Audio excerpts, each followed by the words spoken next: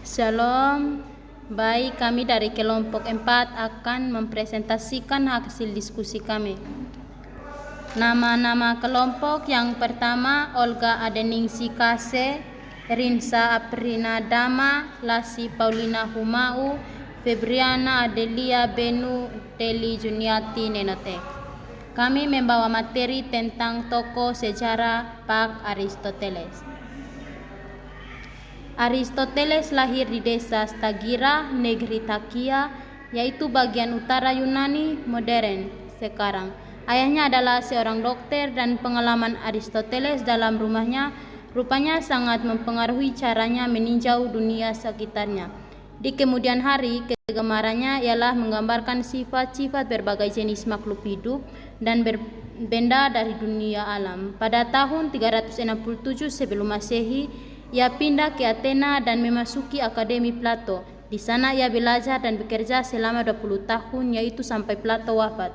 Gurunya yang termasyhur itu 4 tahun kemudian, yaitu pada tahun 343, Aristoteles dipanggil menjadi guru pribadi di putra Filipus, Raja Makedonia pada tahun 334. Kemudian sebagaimana sekolah Plato, yaitu akademi terus hidup sebagai istilah untuk banyak macam perguruan tinggi. Kemudian pula nama sekolah Aristoteles itu diambil ahli sebagai nama untuk tempat-tempat di mana orang membahas topik. Dan teman yang penting dalam taman Lyceum itu Aristoteles kondomkan tentang, kemudian sampai berbicara dengan para murid tentang berbagai ilmu atau masalah tertentu. Berdasarkan kebiasaan Aristoteles ini, maka gaya pengajarannya membuat sekolah itu dikenal sebagai sekolah peripateis, suatu istilah yang diambil dari kata kerja Yunani peripatein yang artinya berjalan-jalan. Di sana ia mengajarkan logika ilmu, alam ilmu hayat, ilmu bintang, dan ilmu jiwa dan estetika. Baik, materi akan dilanjutkan dengan teman saya.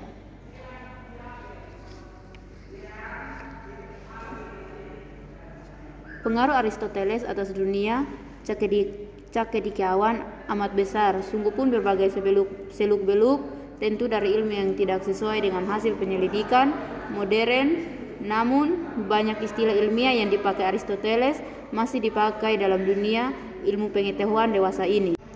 Pandangan Aristoteles terhadap pendidikan dapat disimpulkan dari dua karya utama, yaitu Etika Nikomakia dan Politik. Bagi dia, pendidikan termasuk kegiatan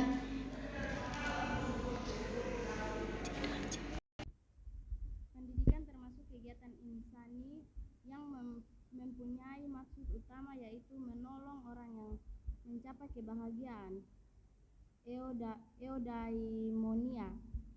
Sepintas lalu tujuan itu amat diangka Pribadi saja dalam kebutuhan keinginan sedang dipenuhi dan sebaliknya kepentingan masyarakat tidak begitu hiraukan. Tetapi bukan begitu maksud Aristoteles ini, jauh lebih mendalam seperti yang nampak dalam alinea panjang berikut yang membahas masalah apa itu yang paling baik. Lebih lanjut, Aristoteles menjernihkan arti kebahagiaan itu selama penggunaan kalau kita menerima bahwa kebahagiaan adalah tujuan hidup dan karena itu tujuan pendidikannya juga. Maka bagaimana tujuan tersebut dapat dicapai menurut pemikiran Aristoteles? Pertama, sebagai dasar pendidikannya, ia menitik beratkan anak-anak kecil untuk mengamati benda-benda seperti mencium bunga, mengamati dunia, mendengar suara anggota keluarga, dan merasapi maknanya secara otomatis. Anak-anak melibatkan dirinya dalam kegiatan demikian. Aristoteles menarik kesimpulan bahwa pendidikan melalui kebiasaan harus mendahului pendidikan akal. Dengan kata lain, baik buruknya seseorang dapat dipelajari melalui apa yang dialaminya. Jadi para pelajar hendaknya dituntun dan dianjurkan untuk bergaul dengan anak muda-mudi dan orang dewasa yang berbudi tinggi.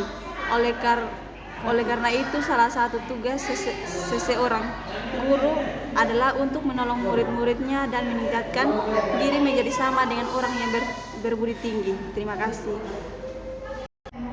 Aristoteles sendiri mendorong murid untuk meneliti dunia dalam alam sekitarnya. Selain itu, Aristoteles ingin melibatkan para muridnya dalam kegiatan keputusan etnis dengan arti bahwa mereka harus belajar bagaimana mempertimbangkan pembagian kemungkinan etis dan akhirnya memilih keputusan yang sesuai dengan patokan menurut Aristoteles.